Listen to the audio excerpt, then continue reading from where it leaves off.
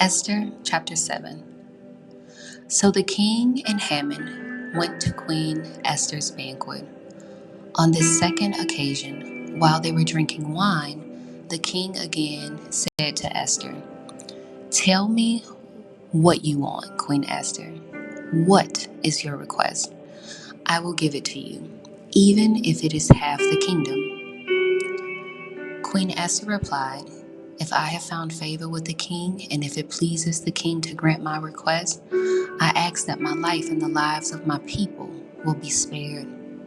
For my people and I have been sold to those who would kill, slaughter, and annihilate us.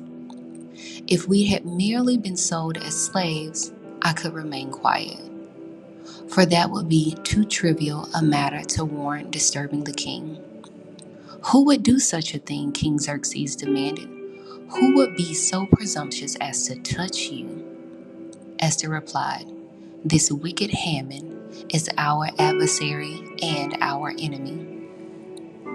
Haman grew pale with fright before the king and queen. Then the king jumped to his feet in a rage and went out into the palace garden.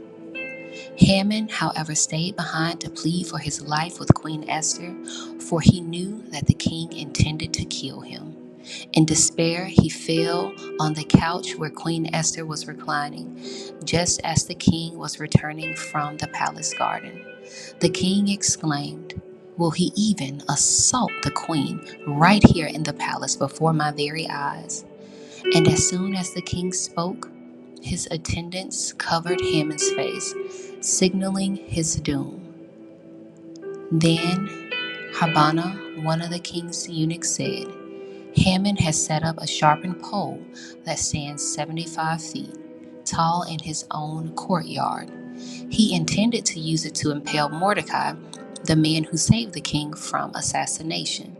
Then impale Haman on it," the king ordered.